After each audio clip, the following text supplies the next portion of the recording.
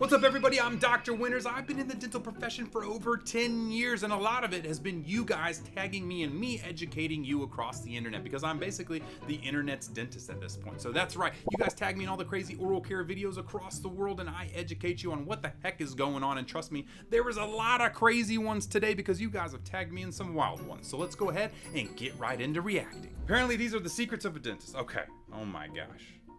I know exactly where that one's going right there. Now she might be onto something with this first life hack, but before that happens, there's something I need to do.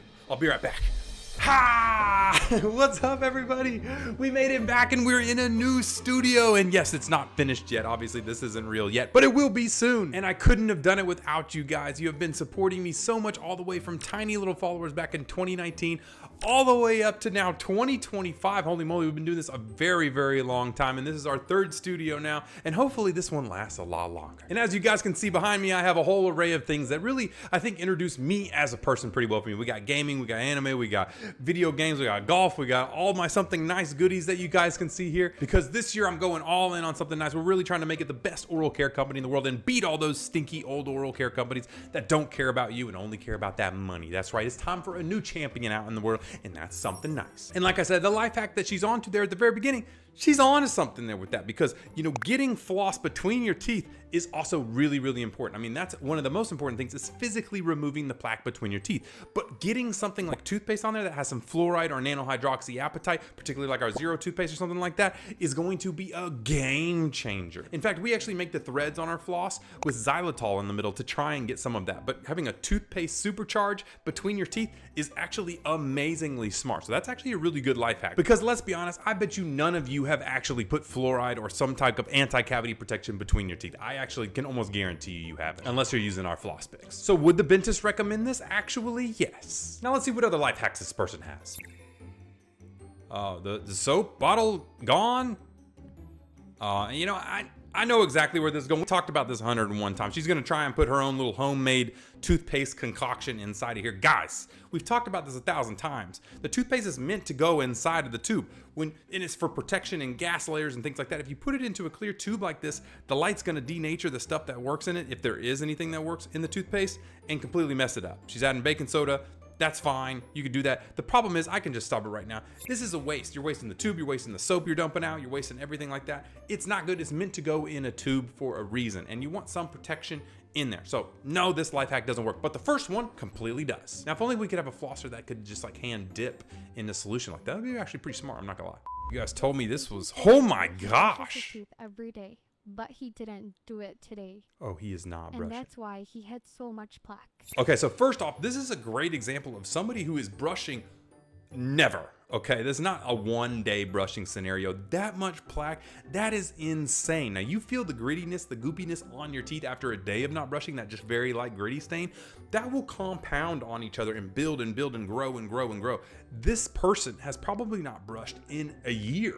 It's probably not brushed in maybe longer than a year. And that's actually insane. And what you're seeing is this goopy, gunky, organic plaque that builds on there. Now, what you're not seeing is that plaque will actually turn into a hard cement like calculus inside and between your teeth. And that's actually makes it even easier for the plaque to stick on. But you can see him just, let's go ahead. Oh my gosh, just scraping it off there. And you can see how inflamed and puffy the gum tissue is. And that's actually another sign that you're gonna see from heavy plaque uses. Oh my gosh. I just don't understand in my head, like how you could leave this on your teeth all day long. It would be feeling so gross. The fact that you could just go and just swipe that off, like how? When you're eating or any of that, I'm like, what? This has me at a loss, honestly. And everybody had been tagging me in this saying the Bentist has gotta see this. And trust me, I've seen this before. You know, actually we saw it a lot in kids in dental school, you know, maybe with underserved, underprivileged kids who maybe the parents don't teach them how to brush or don't care or don't look after them. It ends up looking like this. So let's go ahead and look at the comments and see what we got going on. Someone says, is it weird that I remove my own plaque with my nails or my shirt because I don't like the feeling? Exactly, that's what I'm saying. Like, you feel the gunk on there, you gotta get that off at the end of the day. Like, how can you let it get like that thick? That's crazy. Someone said, can you smell the tartar? And the answer is yes. Actually, you do get a lot of this halitosis-based stuff coming from that. So yeah, you can actually. And someone said, why is his gum squishy? Well, that's an inflammation. Your gums and bone hate to be around plaque and inflammation and nastiness. So what they do, they poof up, they get inflamed, they have the inflammation come in, and then the bone actually dissolves. That's why how you get bone loss in your mouth is from holding plaque and calculus like that on your teeth. So a lot more than just nasty looks is happening to them. He's got a potential for cavities. He's getting a ton of calculus. His gum and inflammation is getting nasty, which is making his bone recede, his gums recede, is overall going to lead to him losing every single one of his teeth eventually by not brushing his teeth like that. Highly don't recommend. What the? Why did you guys tag me in this? What am I looking at here? Is this like a thing? This is like a real thing. This thing has over 200,000 likes and millions of views. Okay, that's so. I mean, obviously, what you guys probably tagged me in is the thing in her mouth. Okay, that is a cheek retractor, as some would call it, and actually, it does have a really good function. Not this though, and she decorated it, which is really unhygienic in a dental office, by the way, because it can get tons of cavity and goop in it. And you probably think that the cheek retractor is meant just to hold your lips back so your lips don't get in the way. And while that is slightly true, it's actually not the main reason why we use it. And it's actually because water and saliva is it's our common enemy in dentistry. We absolutely hate it. And that's because when we do bondings on you, like we do the dental bonding, or if we do braces or anything like that, if even the slightest bit of water, saliva, anything gets on that bonding area, it will ruin the bond, meaning that filling will just fall off and not stick, or the braces will come off, etc., etc. That's why you've probably known friends who maybe had a bunch of brackets fall off at the very beginning of their thing, and it's probably because saliva got everywhere and got nasty. And so these cheek retractors will actually pull everything back to help us keep the area clean and also dry. Because if we can keep the environment sterile and dry, then that stuff is going to stick and last a really long time without breaking all that bond. So next time you get in a cheek retractor at the dentist, think about this girl. I don't know. I wouldn't. That's going to cause nightmares, I'm pretty sure. Let's look at the comments. That's funny. Someone said how wide the dentist wants me to open my mouth after they say open a little wider for the 25th time. And that's actually another funny thing, because yes, your jaw gets tired and you don't realize that when you open it, it will slowly close on you and you don't even realize. And so we tell you to open to reset it because you don't even know that you're closing your mouth. But yes, you do close your mouth, just so you know. Oh my gosh, I love your outfit. Dude, that's creepy, man. I'm just saying. I don't know how you get into this sort of cosplay or whatever it is, but I don't think this is my cup of tea. I'm not gonna lie, but I guess it is a good use of mouth retractors outside of dentistry, that is. She smiled at him with her lower teeth.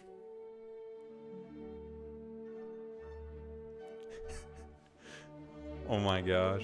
Why did I never think about that? She kind of looks like the donkey off Shrek. Doesn't he do that or something like that? But the funny thing is what if I told you that this is gonna happen to all of you eventually? Well, with age. Because you see this upper lip? This upper lip is nice when you're young. It's nice and plump. It's ready to go when you smile. You see the whole entire top and bottom of your teeth. But eventually age and gravity wins. This top lip will get longer and longer and loosen up. And it will eventually cover your top teeth to when you smile, you only smile with your lower teeth. And that's, you're gonna see this now that I'm talking about this, you're gonna see all these old people and they're gonna be like this when they just hair out there smiling. And it's because their upper lip is so long, it's covering their teeth. This is why it's super important if you have a really gummy smile. I actually tell people it's not the end of the world, because if you have a really gummy smile, when you're older, 35, 40, 50 years old, as that lip gets longer, you're actually gonna look way more youthful than all of your friends that had a good smile when they were 18, 19, 20. So you're technically just getting it on the back end instead of the front end. So for all my gummy smile people out there, it's not the end of the world for you. That being said, please don't ever smile with your lower teeth. I mean, it's very, very weird. Let's go ahead and look at the comments, see what they have to say. Oh my God, these photos. And yes, that dog is kind of what I was thinking with the Shrek, the donkey shit.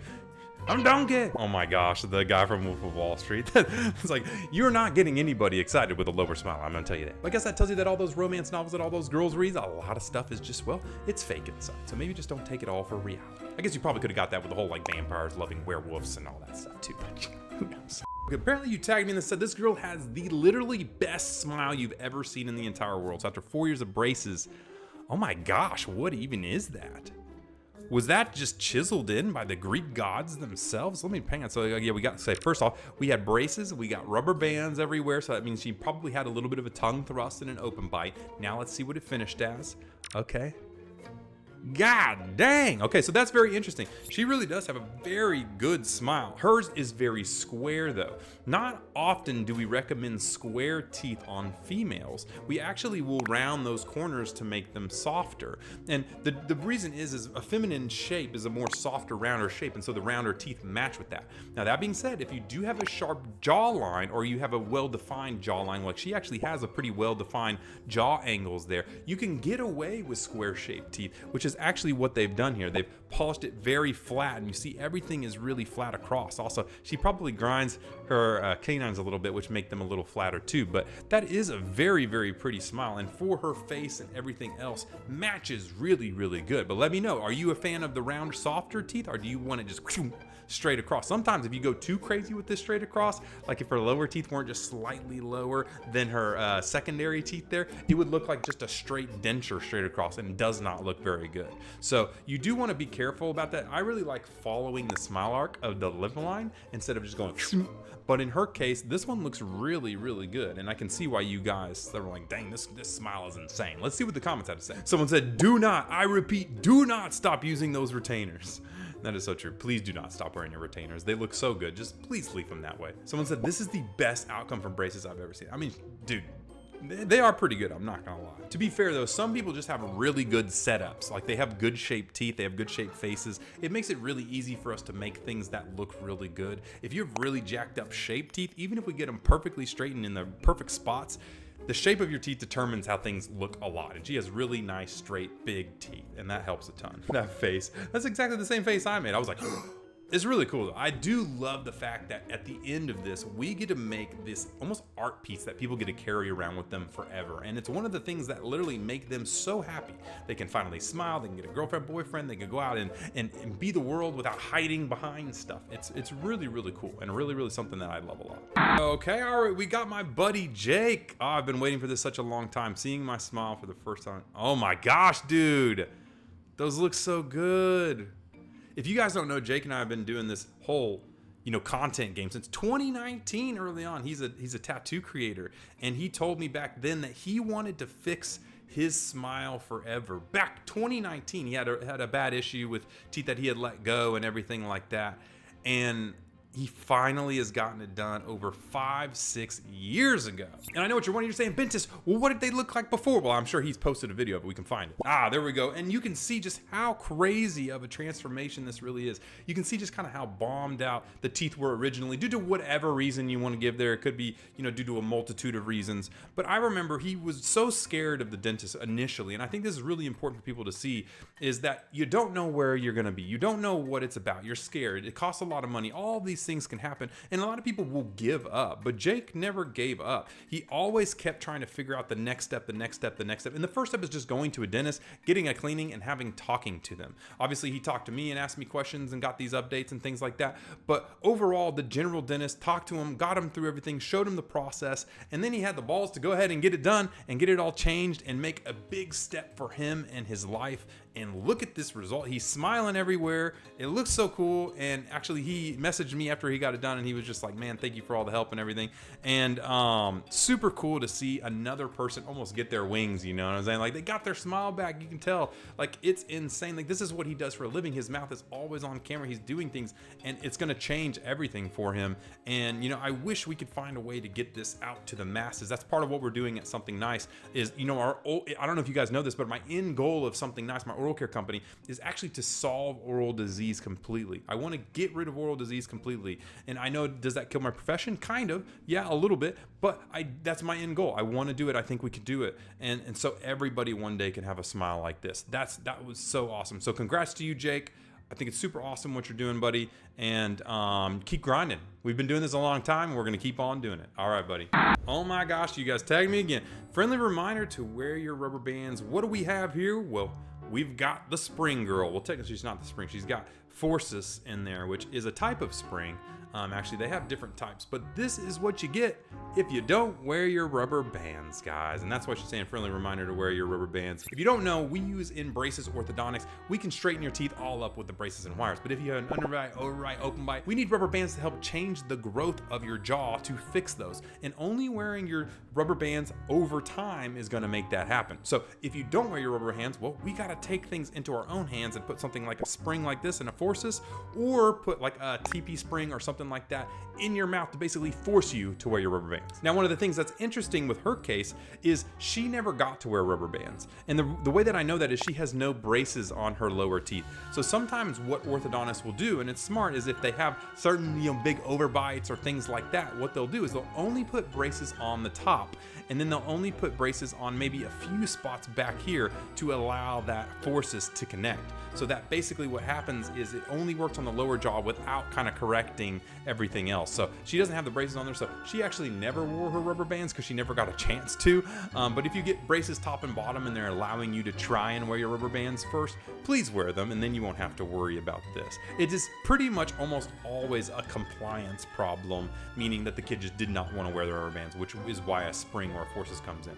But sometimes like this, if we get you like 6 months before growth or whatever like that, we'll put this in and we'll allow it to work for about 6 months before we get braces on the entire top and bottom. Let's see what the people in the comments had to say. Someone said, remind me every hour, please, I forget. I should make like an app or something that is like on your little phone that just like pops up every hour. It's like, hey, is your rubber bands in? Your rubber bands in? Just have it like a free app. I could totally do that. Dude, I did not realize how many people are asking to be reminded. Someone said, remind me, please, I see this every day. Remind me if you read this, remind me if you see this, remind me, please, remind me, I'm begging you.